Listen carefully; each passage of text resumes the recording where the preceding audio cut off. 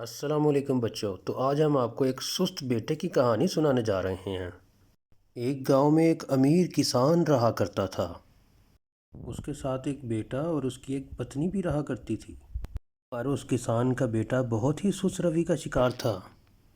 वो किसान सूरज निकलने से पहले शिव मंदिर की तरफ जाता था।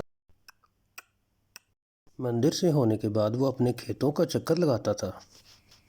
अपनी ज़मीनों और खेतों से चक्कर लगाकर वो बाकायदगी से अपनी दुकान पर आया करता था। अरे बेटा उठो, मेरे साथ दुकान पर चलो और काम को सीखो, मैं परेशान हूँ। नहीं पिताश्री, मुझे सोने दीजिए। किसान इसी परेशानी में अपने खेतों की तरफ चला जाता है। कुछ अरसे बाद किसान इसी परेशानी में बीमार हो जाता है और किसान कुछ ही अरसे बाद इस दुनिया से चल बसता है। दूसरी तरफ किसान का बेटा वैसे ही सुस्त रवि के शिकार है, जिसका फ़ायदा दुकान पर मौजूद मुलाजिम उठाने लगते हैं और दिन ब दिन दुकान से सामान कम होने लगता है।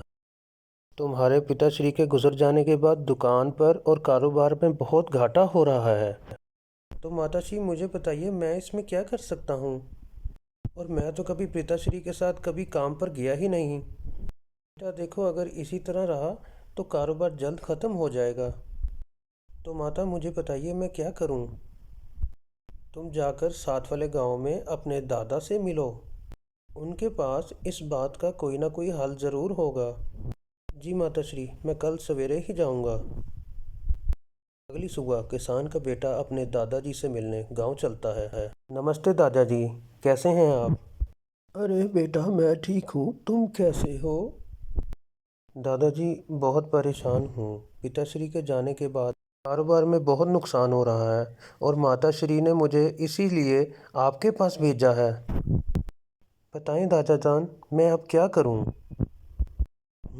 बेटा, तुम वही करो जो तुम्हारे पिताश्री करते थे। दादाजी मैं आपकी बात कुछ समझा नहीं। देखो बेटा, जैसे तुम्हारे पिताश्री रोज जाते थे, रोज सवेरे शिव मंदिर, जमीनों पर और फिर अपनी दुकान पर जाया करो। धन्यवाद दादाजी, मैं कल से ही ऐसा करता हूँ। दादाजी से मिलने के बाद अगली सवेरे आज मैं जल्दी उठ गया हूँ। दादाजी के समझाने के बाद अगली सवेरे वो शिव मंदिर की तरफ निकल पड़ा। अरे देखो, आज तो इस किसान का बेटा दुकान पे जा रहा। किसान का बेटा रोज पहले जमीनों पर जाने लगा और फिर अपनी दुकान की देखरेख को संभालने लगा। तब देखते हुए दुकान के मुलाजिम बहुत परेशान हो गए। अरे राजू। अरे हाँ बाकू, क्या हुआ? अरे यार, ये तो रोज आने लग गया है। हाँ बाकू, तुमने सही कहा। अब हमको अपनी चोरियाँ बंद करनी पड़ेंगी। हाँ, हम बहुत पूरे फंसेंगे। अरे हाँ, दादाजी की बताई हुई नसीहत के मुताबिक रोज जाने से दुकान और कारोबारी हालात फिर से पहले जैसे हो गए। भगवान का लाख लाख शुक्र है बेटा, अब कारोबार पहले जैसा हो गया। माताश्री आपने बिल्कुल सही कहा और ये दादाजी की नसीहत का ही फ़ायदा है। हाँ बेटा, तो तुमको दादाजी के पास शुक्रिया कहने के लिए जाना चाहिए। जी माता, आपने सही कहा, मैं सुबह ही जाऊंगा दादाजी के पास। अगली सुबह किसान का बेटा अपने दादाजी से मिलने चल पड़ा। नमस्ते दादाजी, कैसे हैं आप? अरे बेटा मैं बिल्कुल ठीक हूँ, तुम सुनाओ कैसे हो? दादाजी आपने तो कमाल कर दिया, जैसा बताया था मैंने वैसा ही की। आपकी बातों पर अमल करते हुए मैंने वही किया और कारोबार फिर से चल पड़ा। इसीलिए दादाजी मैं आपको शुक्रिया कहने आया हूँ।